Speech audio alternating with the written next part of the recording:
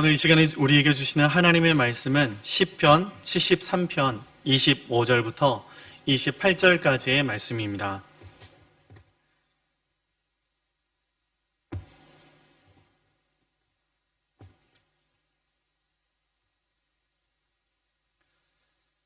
시편 73편 25절부터 28절까지의 말씀을 저와 여러분이 함께 한 목소리로 봉독하겠습니다. 같이 읽겠습니다.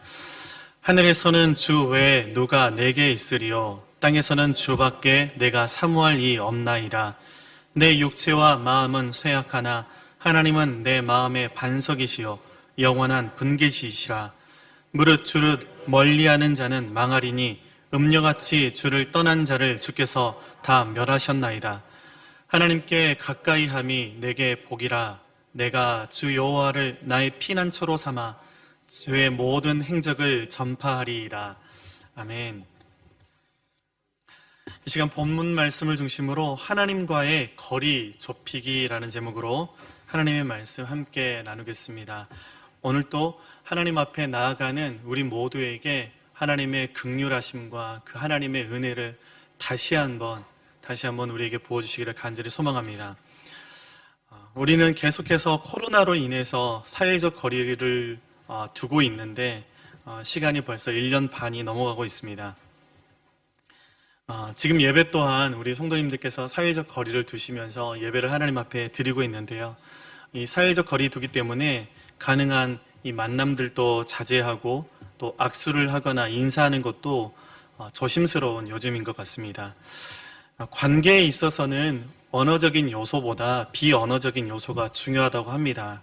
그 중에 얼굴 표정이 참 중요하다고 하는데요. 이 마스크로 인해서 얼굴을 반쯤 가리고 대화를 하다 보니까 이 표정까지 제대로 알 수 없다라는 것입니다. 저 또한 이제 우리 교회에 부임한 지 1년 가까이 되어가고 있는데 사실 우리 성도님들의 마스크 쓴 모습만 보기 때문에 성도님들의 진짜 얼굴을 제가 잘 모릅니다. 한 번은 제가 길을 걸어가다가 어떤 분이 저에게 인사를 하셨어요. 김현 목사님 안녕하세요 그러시더라고요. 제가 누군지 몰랐습니다. 네, 어느 분인지 절대 모르겠어요. 그래서 너무 좀 안타까운 그런 사실이 있는데 그렇게 우리가 이렇게 마스크를 쓰고 2년 가까이를 지내다 보니 또 서로 관계들이 또 어색해지고 또 멀어지고 하다는 그런 이야기를 종종 듣게 되는 것 같습니다. 또 오늘 아침에 또 한 집사님께서 말씀하셨는데 이렇게 만난 지 너무나 오래되다 보니 우리 교회 공동체가 가족 공동체인데 또 서로의 그런 상황들과 삶들을 알지 못한 채로 이게 지나고 있어서 참 안타깝다라는 그런 이야기까지 들을 수 있었습니다. 또 사회적 거리 두기 때문에 낯선 누군가를 만나면 자꾸 경계하게 되는 것이고 또 조심하게 되어서 이런 상황이 계속 되다 보니까 이웃과의 거리까지 멀어지지는 않을까 하는 그런 두려움이 우리에게 있는 것이 사실입니다. 이 사실 실제로 알베르 카미라는 사람이 쓴 패스트라는 책이 있습니다. 그 책에 이렇게 역병이 사람들의 거리를 벌려 놓았다라는 구절이 있는데요. 제가 한번 읽어드리겠습니다. 패스트는 모든 사람에게서 사랑의 능력, 심지어 우정을 나눌 힘을 빼앗아 버리고 말았다라고 적고 있습니다. 패스트뿐만 아니라 패스트만큼의 그 두려움을 주고 있는 이 코로나 세상을 우리가 살고 있는데요. 그 가운데에서 이 사회적 거리로 인해서 사람과 사람의 마음의 거리까지 멀어지고 있지는 않은지 우리가 돌아보면 좋겠습니다. 또 이 책에서 역병 앞에서 굉장히 나약해진 그 인간의 연약함을 이렇게 묘사하기도 합니다. 패스트라고 하는 저 꼭대기 지점에서 내려다 보면 형무소장에서부터 말단, 죄수에 이르기까지 모든 사람들은 유죄 선고를 받은 처지였으니 아마 사상 처음으로 감옥 안에 절대적인 정의가 이루어진 셈이었다. 이처럼 우리가 가진 그 연약함을 깨닫게 되는 것, 즉 낮아진 자리에 있을 때 비로소 우리가 하나님 앞에 가까이 나아가야겠다라는 마음이 생기는 것이고 비로소 그때 길이 열리게 되는 것임을 우리는 보게 됩니다. 이 얼마 전까지만 하더라도 코로나 사건이 일어나기 전까지만 하더라도 인류는 인공지능을 만들고 또 의학은 계속해서 발달해서 거의 신의 자리에 육박할 정도로, 그래서 호모데우스라고 이야기할 정도로 높은 자리에 올라가려고만 했던, 어쩌면 바벨탑을 다시 쌓고 있던 모습들이 있었는데, 이 작은 눈에 보이지도 않는 이 바이러스에 의해서 이렇게 처참히 무너져 내림으로써 이전에 간과했던 것들이 보이기 시작하고, 또 인간의 연약함을 깊이 자각하게 되어서 이제 다시 하나님께로 돌아가야 되겠다라는 그런 마음이 들게 되었다라는 것입니다. 이 고대 인류가 바벨탑을 높이 쌓을 때 하나님께 또 이르고자 했지만, 하늘에 가장 가깝다고 하는 그 높은 꼭대기에서는 결코 하나님을 만나지 못하지 않았습니까? 그렇지만 야곱이 형 에사를 피해서 도망한 그 가장 낮은 자리, 그 광야에서 야곱이 하나님을 만나게 되었던 것들을 우리는 기억합니다. 그 야곱이 가장 낮은 자리에서 하나님을 만나고 하늘문이 열리고 사닥다리가 그 낮은 자리로 내려오는 경험을 했던 것입니다. 우리가 사는 이 포스트 모더니즘의 세상은 개인주의가 팽배해져 있고, 또 자기 자신을 주장하는 것이 미덕인 시대를 그렇게 살다 보니까 자신의 연약함을 말하고 또 겸손해지기가 정말 힘든 그런 세상을 우리는 살고 있습니다. 그렇지만 이러한 상황 속에서 이 코로나 사태를 통해서 인간이 정말 연약한 존재라는 것들을 우리가 깨달음으로 낮은 마음, 가난한 마음을 통해서 비로소 하나님 앞에 가까이 나아갈 수 있는 것 또한 모순이지만, 역설이지만 그런 은혜를 우리에게 주고 계셔서 참 감사하다는 생각까지 들기도 합니다. 그런 점에서 높은 자리에 올라갔다가 이 코로나 사태로 내려온 이 낮은 자리, 이 어려운 자리, 이 고통의 자리가 사실 하나님을 볼 수 있는 최적의 뷰 포인트가 된다는 것입니다.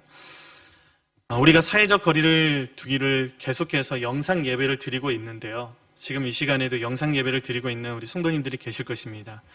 그래서 어떤 분들은 편리한 점도 있다라고 이야기를 하기도 합니다.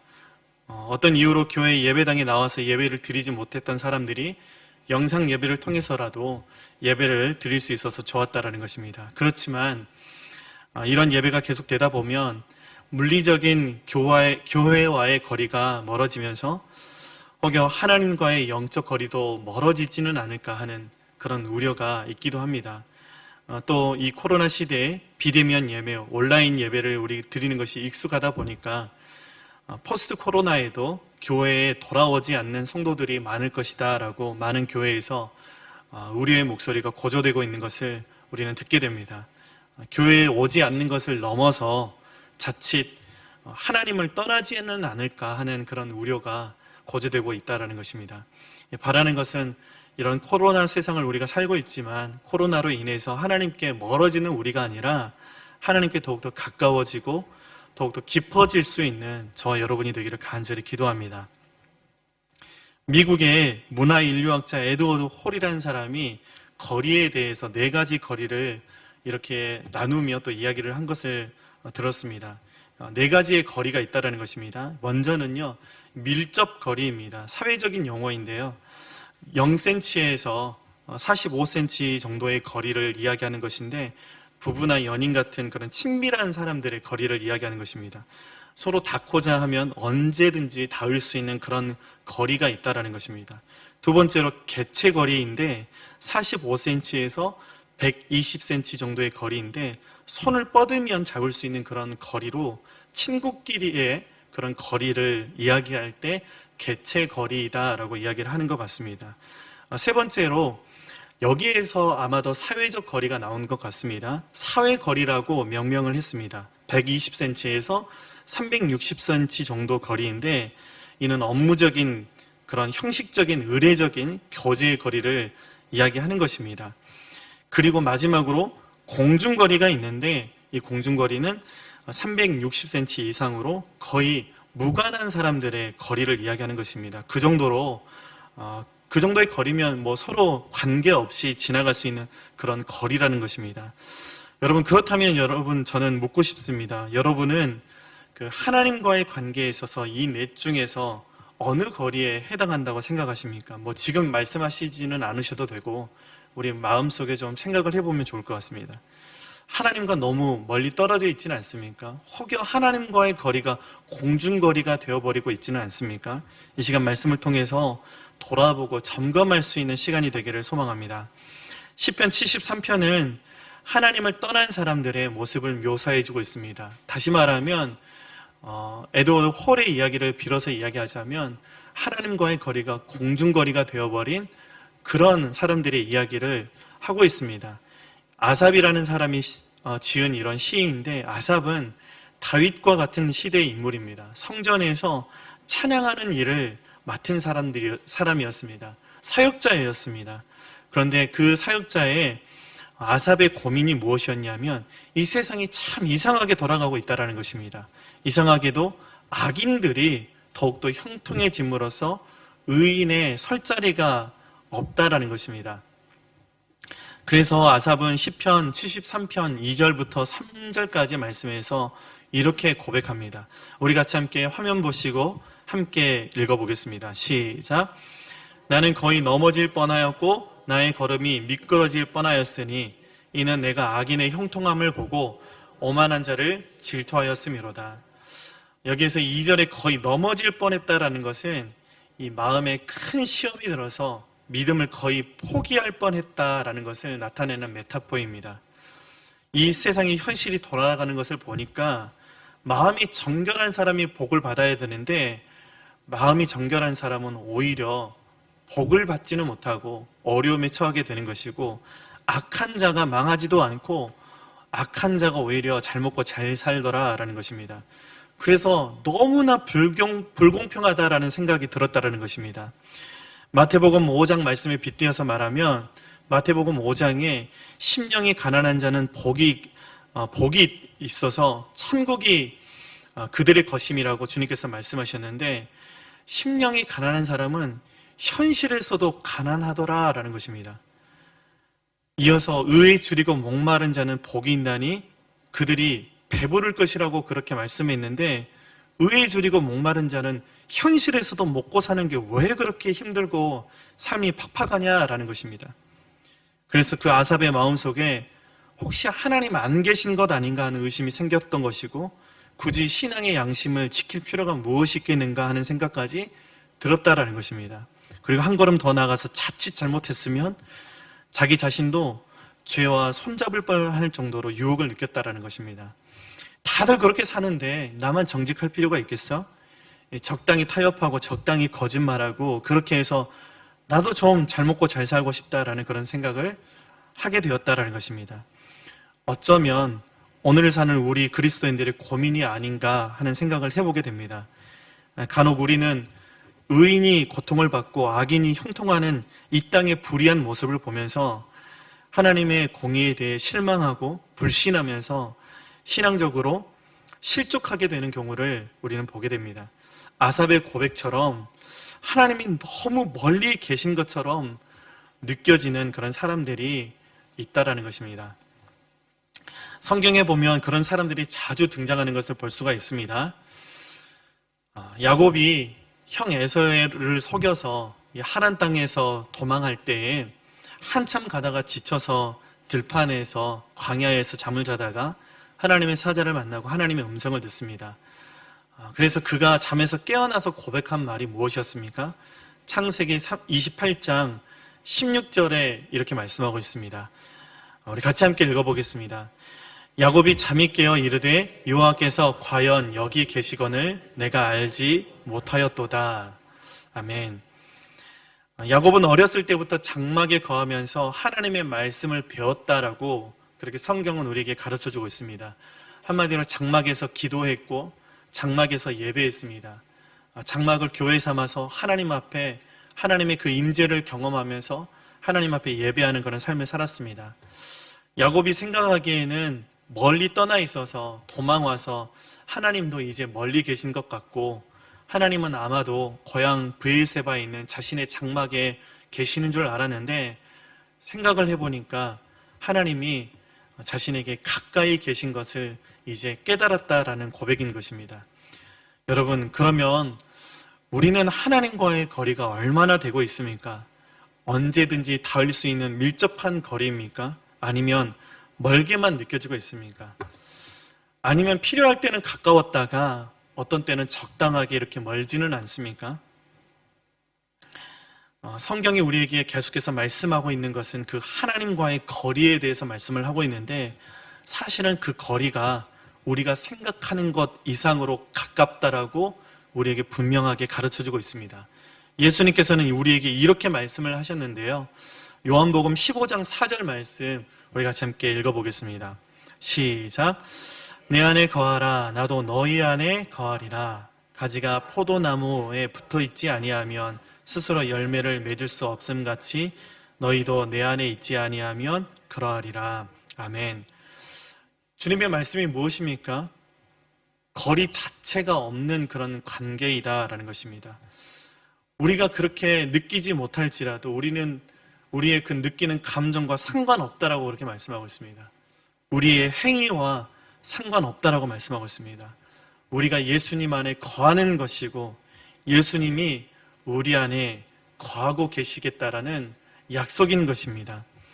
더 나아가서 고린도전서 3장 16절에서는 이렇게 말씀하고 있습니다. 우리 함께 마지막으로 읽어보겠습니다. 시작.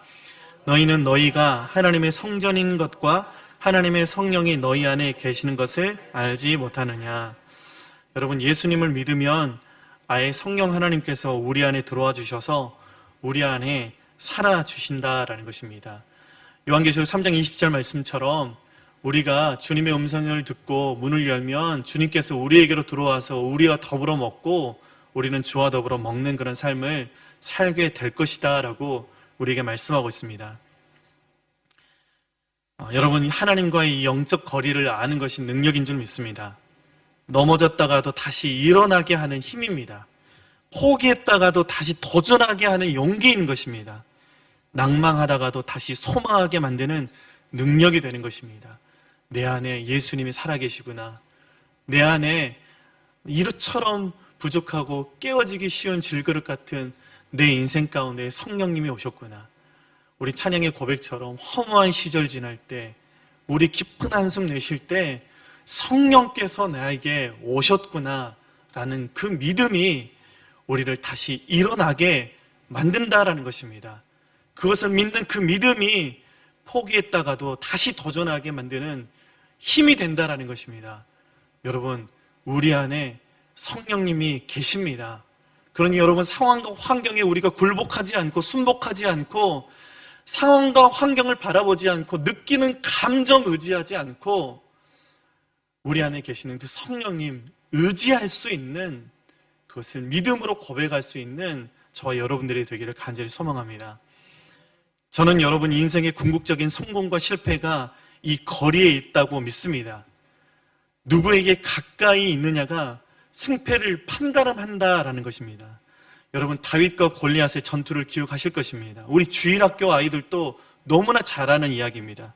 위기 때 골리앗은 블레셋의 신들에게 가까이 나아갔지만 다윗은 살아계신 하나님께 가까이 나아갔습니다. 여러분, 결과는 어땠습니까? 우상들을 가까이 하고 하나님을 멀리한 골리앗은 아무리 기골이 장대하고 아무리 훈련된 군사라고 할지라도 패자가 되었습니다. 우상들을 멀리하고 하나님과의 거리를 좁혔던 다윗은 승자가 되었습니다. 하나님께 가까이 나아가는 사람은 반드시 승리한다라는 하나님의 약속인 것입니다. 여러분, 신앙은 이 영적인 거리의 싸움입니다. 마귀는 우리가 하나님과의 그 거리를 좁히지 못하도록 계속해서 방해합니다. 다양한 방법으로 자기 합리화시키고 부정적인 그런 불신앙적인 생각들을 우리 마음에 심어주고 어떻게 하든지 우리가 하나님께 가까이 나아가지 못하도록 방해를 합니다. 너 안에 하나님이 계시겠어? 너 안에 성령이 계시겠어? 너의 꼬라지를 봐봐. 너 안에 성령님이 계시겠어? 이렇게 속입니다. 여러분, 이 마귀의 음성을 듣는 것이 아니라 우리 안에 성령님이 내주하고 계시는 우리가 성전이라는 이 하나님의 음성을 듣는 저와 여러분들이 되어야 한다는 것입니다. 우리는 지금 이 도전 앞에 서 있는 것입니다. 여러분, 이 위기를 기회로 바꿀 수 있는 것이 무엇입니까? 온 힘을 다해서 하나님과의 거리를 좁히는 것입니다. 은혜와 능력을 주실 그 하나님께로 우리가 가까이 나아가는 삶을 살아야 한다는 것입니다. 말씀을 맺겠습니다. 여러분, 아삽은 오늘 본문 마지막 절에서 하나님께 가까이함이 내게 복이라 라고 그렇게 고백하고 있습니다. 여러분, 이 말씀은요, 어떤 말씀입니까? 그때 내가 하나님을 안 떠나서 참 다행이다 라는 말씀입니다. 불의한 자들이 잘 나갈 때 그 사람들 따라가지 않고 주님 말씀 따라가서 참 잘했다라는 것입니다. 그때 하나님 떠나지 않고 버텨냈더니 잘 통과해내었다라는 의미가 되는 것입니다. 사랑하는 여러분, 이 또한 지나갈 줄 믿습니다. 그러니 하나님을 가까이 함으로, 하나님 안에 거함으로, 성령 안에 살아감으로 그 하나님의 복이 되시는 그 은혜를 누리는 그 역사의 주인공들이 되시는 저와 여러분들이 되기를 주님의 이름으로 축원합니다. 기도하겠습니다. 하나님 아버지, 은혜와 사랑을 감사합니다. 때는 주님께서 가까이 계심을 느꼈지만 지금 우리의 모습은 어떻습니까? 하나님으로부터 너무나 멀리 떠나 있어서 하나님이 느껴지지 않고 있지는 않습니까? 간절히 소망하는 것은 우리가 느낌 따라가지 않게 하여 주시고 우리의 감정 따라가지 않게 하여 주시고 살아계신 하나님의 이 말씀을 붙잡고 믿음으로 나아갈 수 있는 우리 모두가 되게 하여 주옵소서. 오늘 말씀을 통해서 우리에게 가르쳐 주신 것, 하나님과 우리와의 거리는 전혀 거리가 없을 정도로 하나님께서 우리 안에 거하시는 것이고 우리가 그 하나님께 안에 거하는 것을 하나님께서 원하신다라는 것을 배웠습니다. 하나님 아버지, 이 한 주도 살아갈 때 하나님 안에 거하기를 원합니다. 하나님 말씀 위에 서 있기를 원합니다. 성령의 그 전으로 하나님 왕 같은 제사장으로 하나님 믿음의 삶을 살아내기를 간절히 소망합니다. 다시 한번 우리를 도와주시고 이 말씀 붙잡고 승리하는 우리 모두가 되게 하여 주옵소서. 상황과 환경 의지하지 않고 바라보지 않고 말씀 붙들고 나아가는 우리 모두가 되게 하여 주시옵소서. 감사드리며 예수 그리스도의 이름으로 기도드립니다. 아멘.